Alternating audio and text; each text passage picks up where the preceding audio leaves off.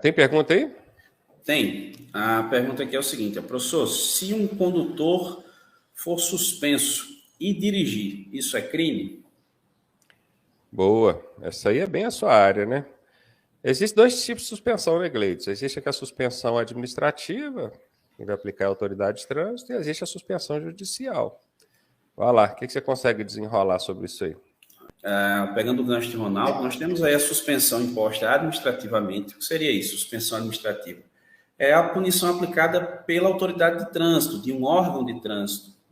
Então, essa suspensão ela pode ser por pontos, ou seja, o condutor que alcançou, ele cometeu infrações e alcançou 20, 30 ou 40 pontos no prontuário no período de 12 meses, conforme o caso, ou o condutor cometeu uma infração que prevê especificamente a aplicação da penalidade de suspensão do direito de dirigir. Temos várias, né? Vou citar 3 de exemplo aqui, que é comum: alcoolemia, excesso de velocidade, mais de 50% além do permitido, e não utilizar o capacete na moto. São 3 situações que geram suspensão do direito de dirigir, além da questão aí do custo do exame toxicológico, né?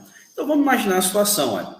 Um condutor estava sem capacete na moto, foi autuado por esse motivo, por um agente de trânsito do Detran, vamos lá.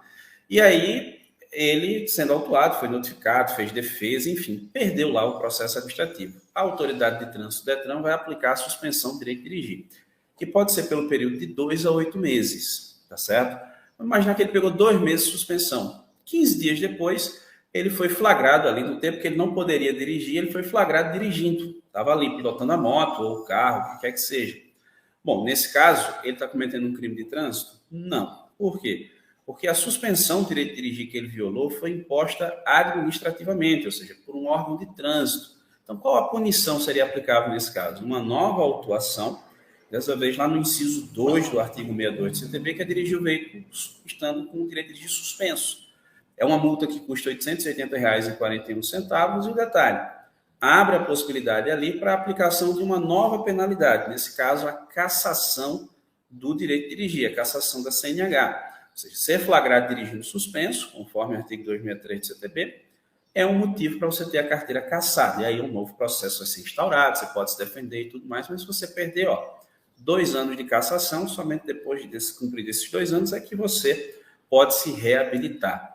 No caso da suspensão, que é imposta judicialmente pela autoridade judiciária, por um juiz, aí é outra coisa. Imagina lá, no CTB, no artigo 294, nós temos a possibilidade de uma suspensão como medida cautelar para a garantia da ordem.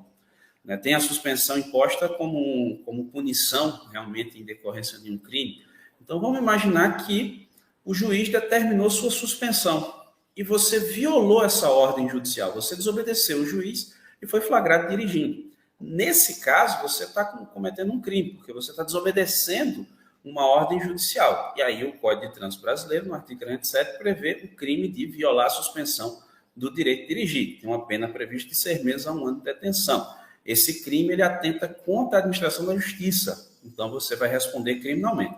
Então a lógica é: suspensão administrativa? Responde administrativamente. Suspensão judicial? Responde judicialmente. Inclusive, tem decisões judiciais nesse sentido, e na própria ficha de fiscalização da infração por dirigir com direito de dirigir suspenso, o posicionamento do Conselho Nacional de Trânsito é nesse sentido, de que o crime ocorre quando se viola a suspensão imposta judicialmente. Beleza? É claro que alguém pode ter ficado em dúvida assim, como é que eu vou saber que essa suspensão foi administrativa ou judicial? Não tem como não saber.